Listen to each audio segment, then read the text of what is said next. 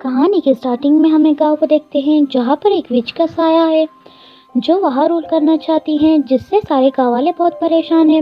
وہ ایک جادوگر کو بلاتے ہیں جو اپنی پاور سے اسے گاؤں سے باہر نکال دیتا ہے۔ وہاں ہم اس کی نیز کو دیکھتے ہیں جسے ہم کہانی میں روز بلائیں گے،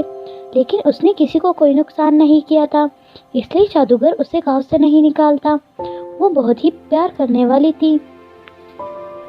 اس کے پاس 2 پیٹس بھی تھے جو ہے ہمارے پیارے ٹام اینڈ جیری۔ اس کے بعد ہمیں کچھ سال بعد کا سین دکھایا جاتا ہے اور ہم روز کو دیکھتے ہیں جو کہ اب بڑی ہو چکی تھی اور ٹام اینڈ جیری بھی بڑے ہو گئے تھے۔ روز نے اپنے گھر کو ایک اینیمل شیلٹر بنایا ہوا تھا۔ ایک دن وہ کسی کام سے باہر جانے لگتی ہے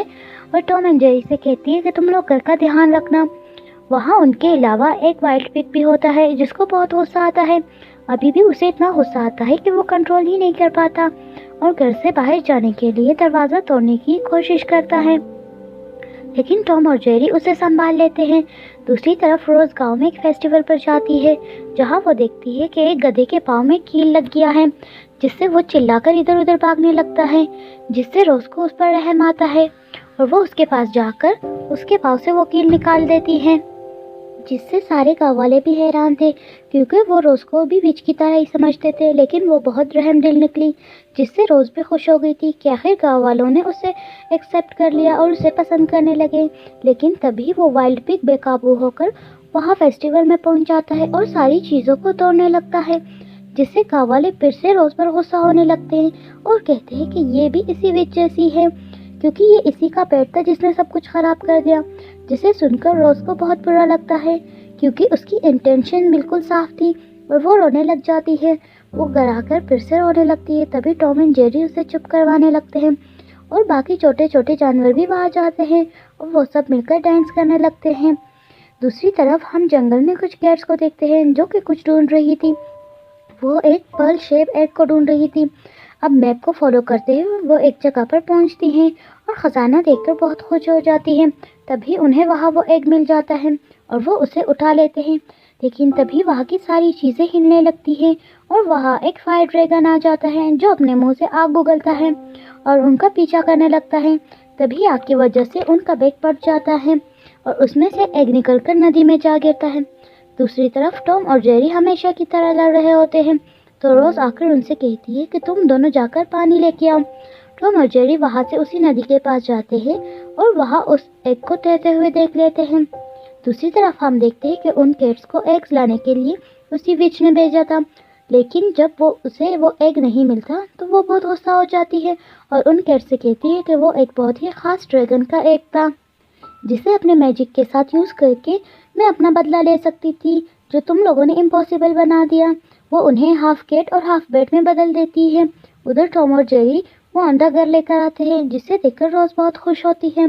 اور ٹام سے کہتی ہے کہ ذرا اس انڈے کو وارم تو کرو، جیسے چکن اپنے ایگز کو وارم کر کے اس میں سے چکس نکالتی ہے۔ ٹام اس کی بات مان جاتا ہے لیکن جیری ٹام کو تنگ کرنے لگتا ہے۔ تبھی ایگ میں کریکس ہونے لگتے ہیں اور اس میں سے ایک گرین بیبی ڈریگن باہر آتا ہے جو کہ ٹام کو ماما کہنے لگتا ہے اور جلد ہی ان میں دوستی ہو جاتی ہے۔ دوسری طرف ہم ڈریگن بیبی کی مدر کو دیکھتے ہیں جو کہ اپنے بیبی کو ڈھونڈ رہی تھی۔ دوسری طرف بیبی ڈریگن ٹام کے حصے کا دودھ پی لیتا ہے، لیکن تبھی جیری آ کر ٹام کو تنگ کرنے لگتا ہے اور وہ دونوں لڑتے لڑتے باہر نکل جاتے ہیں اور بیبی ڈریگن بھی ان کے پیچھے باہر نکل آتا ہے اور گاؤں میں چلا جاتا ہے۔ ٹام اسے ڈھونڈنے لگ جاتا ہے، جب وہ گھر میں نہیں ملتا تو وہ اسے باہر ڈھونڈنے لگتا ہے۔ اب گاؤں میں جا کر بیبی ڈریگن چھینک مارتا ہے اور فائر ڈریگن ہونے کی وجہ سے اس کے منہ سے آگ نکلتی ہے اور ایک لیڈی کے ہیڈ میں آگ لگ جاتی ہے۔ جیری اس کے سر پر چمچ مارتا ہے اور چمچ ٹام کو پکڑا دیتے ہیں جس سے آگ تو بجھ جاتی ہے، لیکن وہ لیڈی ٹام پر بہت غصہ کرتی ہے،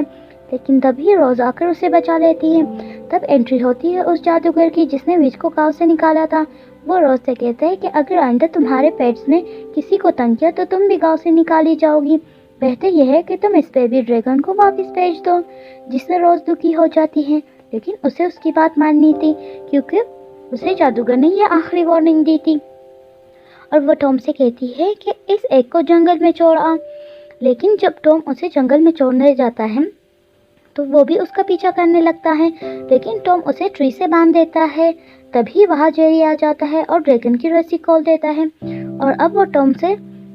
کہتا ہے کہ تم اسے بھی ساتھ لے کے جاؤ، لیکن ٹام اسے بھی رسی کے ساتھ باندھ دیتا ہے، لیکن وہ اپنے تیز دانتوں سے رسی کھول دیتا ہے۔ تبھی وہ بیٹ کیٹس وہاں ڈریگن کو لینے آ جاتی ہے، لیکن ٹام درخت کی ٹہنی سے انہیں مارتا ہے اور ٹام اور جیری بیبی ڈریگن کو لے کر ایک کاٹ میں چھپ جاتے ہیں۔ اب رات ہو جاتی ہے اور روز پریشان ہوتی ہے کیونکہ وہ لوگ ابھی تک واپس نہیں آتے۔ تو روز جا کر اس میجیشین سے بات کرتی ہے کہ میں نے بیبی ڈریگن کو واپس بھیج دیا، لیکن میرے پیرس ابھی تک واپس نہیں ہے۔ تبھی وہ وچ بھی وہاں آ جاتی ہے جو پہلے سے بھی زیادہ خطرناک اور بری بن چکی تھی۔ وہ وہاں پر اپنا میجک کرنے لگتی ہے اور سامنے سے ہی مدر ڈریگن بھی آ جاتی ہے جو کہ بیبی ڈریگن کی مدر تھی، اور وچ اس سے کہتی ہے کہ مجھے اپنا بیبی دے دو،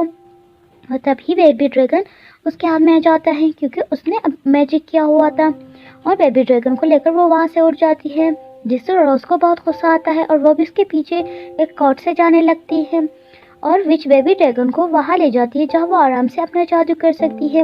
وچ کے پاس ایک جیم تھا جس پر اگر ڈریگن کی آگ لگ جائے تو وہ وچ کو پاورفل بنا دے گا، جس سے وہ پوری دنیا پر قبضہ کر لے گی، اور بیبی ڈریگن کو وہ فورس کرنے لگتی ہے کہ وہ جیم پر آگ پھینکے، لیکن بیبی ڈریگن اسے زبان چڑھانے لگتا ہے جس سے وچ کو غصہ آ جاتا ہے، لیکن وہ اپنا ایک ٹرک یوز کرتے ہوئے ڈانس کرنے لگتی ہے، اور ڈانس کرتے کرتے بیبی ڈریگن پر ڈسٹ پھینک دیتی ہے جس سے وہ چینک مارتا ہے اور اس کے منہ سے آگ نکلتی ہے، اور وہ جیم آگ کو اپنی طرف اٹریکٹ کرتا ہے اور ساری آگ سک کر دیتا ہے، جس سے بیبی ڈریگن پتھر کا بن جاتا ہے۔ ادھر روز بھی وچ کا پیچھا کرتی ہے جس کے پیچھے بیبی ڈریگن کی اصلی ماں لگ جاتی ہے، اور وہ اس کی کاٹ پر آگ پھینک کر اپنے بیبی کی ڈیمانڈ کرتی ہے، جس پر روز اسے کہتی ہے کہ میں نے تو تمہارے بیبی کو پیار سے رکھا ہوا تھا، تمہارے بیبی کو میری آنٹ یوز کرنا چاہتی ہے۔ دوسری طرف ہم میجیشین کو دیکھتے ہیں جس کے پاس وہ وچ آتی ہے اور اسے بیبی ڈریگن دکھاتی ہے جو کہ پتھر کا بن گیا تھا، جسے دیکھ کر میجیشین کو بہت غصہ آتا ہے، اور وہ وچ کو مارنے کے لیے اپنی چھڑی کا یوز کرتا ہے اور اس سے کچھ ریزز باہر نکالتا ہے، لیکن وہ وچ ڈریگن بن کر اس پر ہی حملہ کر دیتی ہے۔ وہ اسے کھانے ہی والی تھی کہ مدر ڈریگن وہاں آ جاتی ہے اور وہ وچ پر آگ پھینکنے لگتی ہے،